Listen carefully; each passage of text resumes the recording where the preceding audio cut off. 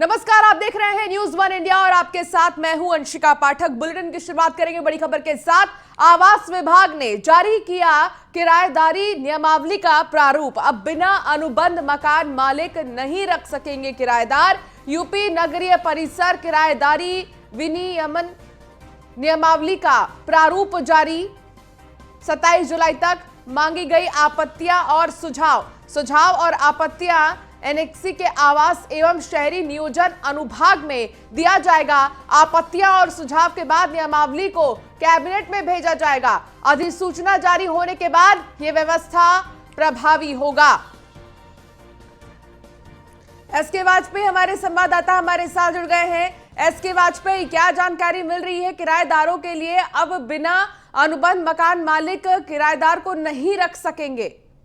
बिल्कुल, जिस तरीके से हम देखें पूरे प्रदेश भर में बड़े पैमाने पर किराएदारी को लेकर विवाद होता था, जहां पर किराएदारों को कभी भी मकान मालिक की तरफ से निकाल दिया जाता था, अनियमित तरीके से किराया बढ़ाया जाता था, जिसको लेकर लगातार शिकायतें आती थी। कहीं न कहीं ये मामले थाने तक पहुंचते थे, जिसको लेकर अब शहरी नियोजन विभाग अब उसका प्रारूप जारी कर रहा है, जिसमें कोई भी मकान मालिक किराएदार रखने से पहले उसको रजिस्ट्रेशन कराना होगा और रजिस्ट्रेशन के बाद ही वो मकान मालिक किसी भी किराएदार को रख सकेगा। साथ ही साथ उसका किराया भी निर्धारित होगा, जिस हिसाब से शहर होगा, शहर की व्यवस्था के हिसाब से ही अलग अलग शहरों का किराया तय होगा, जिसको लेकर अब जो शहरी नियोजन विभाग है उसने विभिन्न सुझाव मांगे हैं। अगर किसी की कोई आपत्ति है तो वो भी मांगी है। 27 जुलाई तक ये दी जा सकती है, जिसको लेकर अब उत्तर प्रदेश सरकार की तरफ से इन सुझावों और आपत्तियों पर विचार करने के बाद एक विस्तृत प्रारूप पूरे प्रदेश भर के लिए जारी किया जाएगा, जिसमें चाहे वो रेजिडेंशियल हो या फिर कॉमर्शियल हो, किसी भी तरीके का किराया लेने पर उसका रजिस्ट्रेशन अनिवार्य होगा।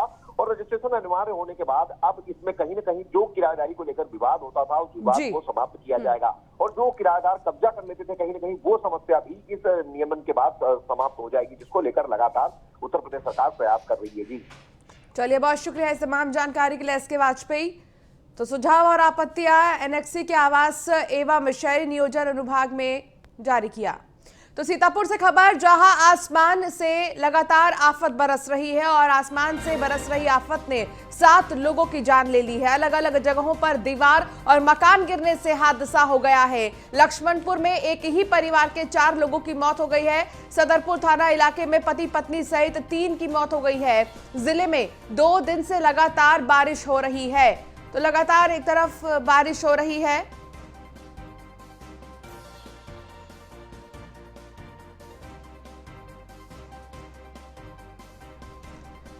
तो अलग अलग जगहों पर दीवार और मकान गिरने से हादसा हो गया है। लक्ष्मणपुर में एक ही परिवार के 4 लोगों की मौत हो गई है।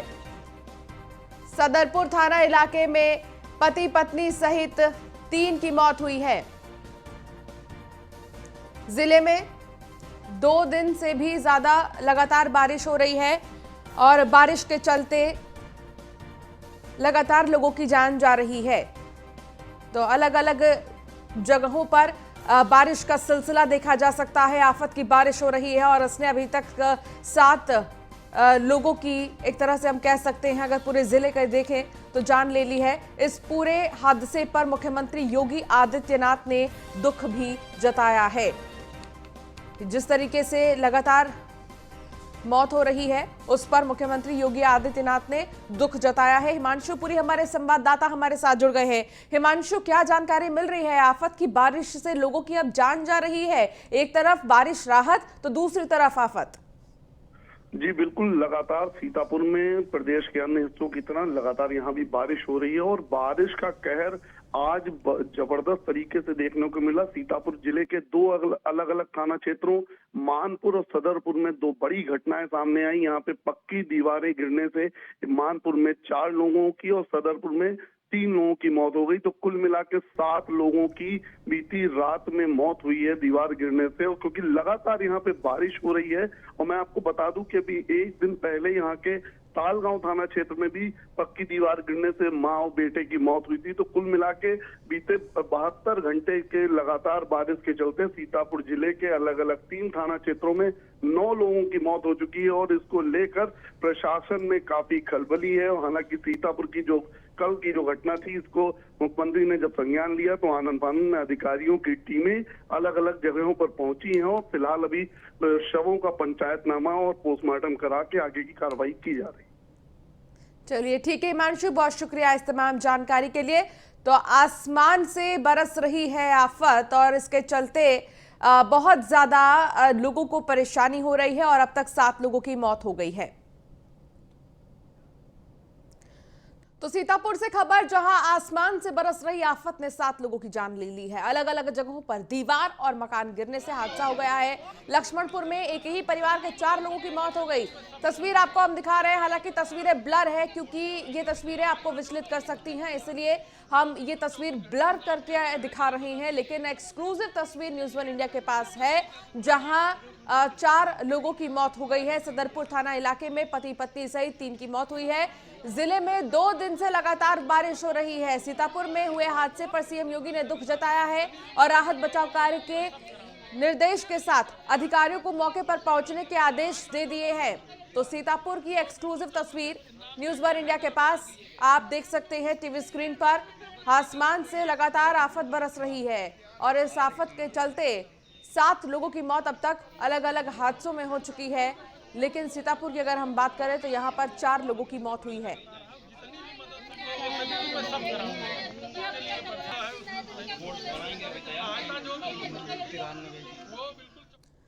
तो बिजनौर के स्योहारा थाना इलाके के फैजुल्लापुर इलाके में मैजिक गाड़ी ने 2 लोगों को टक्कर मार दी। हादसे में एक बुजुर्ग की मौत हो गई है और एक गंभीर रूप से घायल हो गया है। घायल को इलाज के लिए अस्पताल में भर्ती किया गया है। तो वहीं पुलिस ने मैजिक गाड़ी चालक के खिलाफ मामला दर्ज कर जांच भी शुरू कर दी है।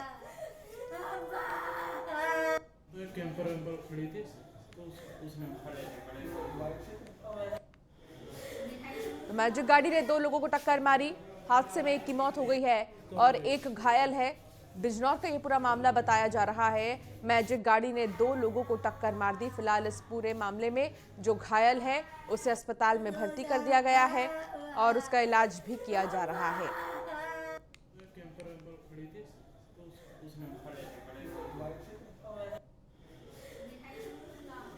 तो मैजिक गाड़ी ने 2 लोगों को टक्कर मार दी है। बिजनौर से खबर, हादसे में एक की मौत हो गई है और एक घायल है।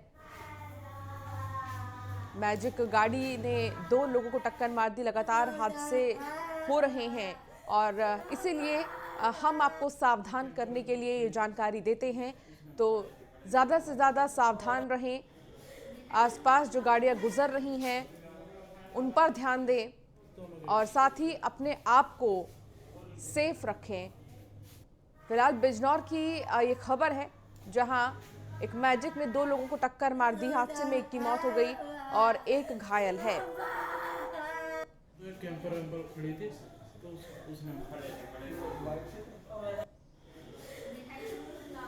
तो मैजिक गाड़ी ने 2 लोगों को टक्कर मार दी, जिसमें कि एक की मौत हो गई है और एक घायल है।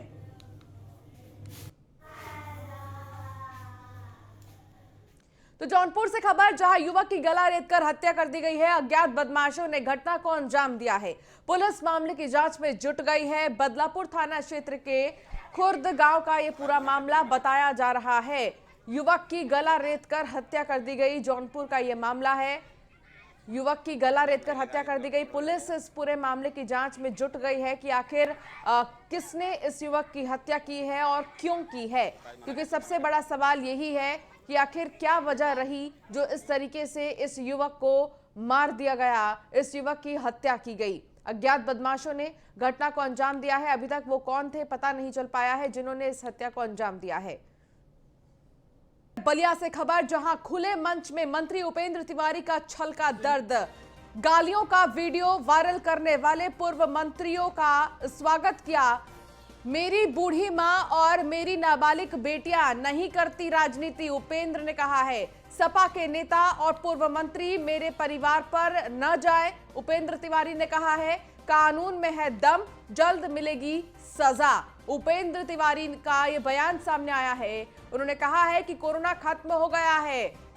गढ़वार में आयोजित शपथ ग्रहण समारोह में शामिल हुए थे मंत्री और वहां उनका दर्द छलका है। वीडियो भी वायरल हो रहा है। खुले मंच में मंत्री उपेंद्र तिवारी का दर्द छलका है। उन्होंने कहा है कि जिस तरीके से गालियां दी गई है मेरी बेटियों को और मेरी बूढ़ी मां को, कानून मजबूत है, जरूर सजा मिलेगी। और जितनी सरकार की योजना हो। और वीडियो साहब, अब आप अपने स्टाफ का शिकंजा कस लीजिए। जब अगली बार से आऊंगा तो गांव गांव में चौपाल शुरू हो जाएगा। फिर मेरा अब कोरोना खत्म हो गई। अब कोरोना खत्म हो गई, एक दिन में 6 चौपाल जैसे पहले में लगाता था, क्योंकि 1.5 साल में, 2 साल में कोरोना ने फेफना विधानसभा का बहुत नुकसान किया।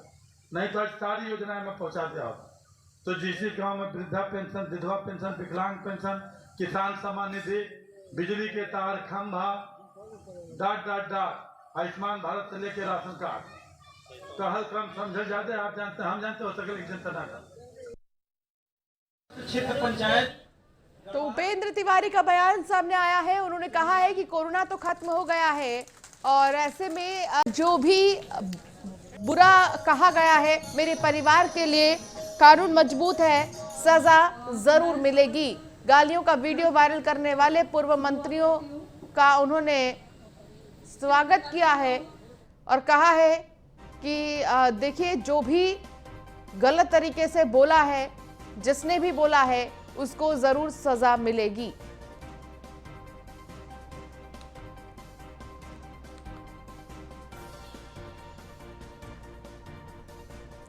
तो बाराबंकी में पुलिस त्योहारों को लेकर सक्रिय हो गई है। बकरीद के त्योहार और सावन मास में सुरक्षा को लेकर बाराबंकी पुलिस अलर्ट हो गई है।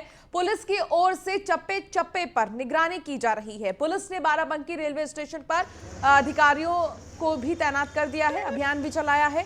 थाने की क्विक रिएक्शन टीम को भी विशेष निगरानी रखने के निर्देश दिए गए हैं।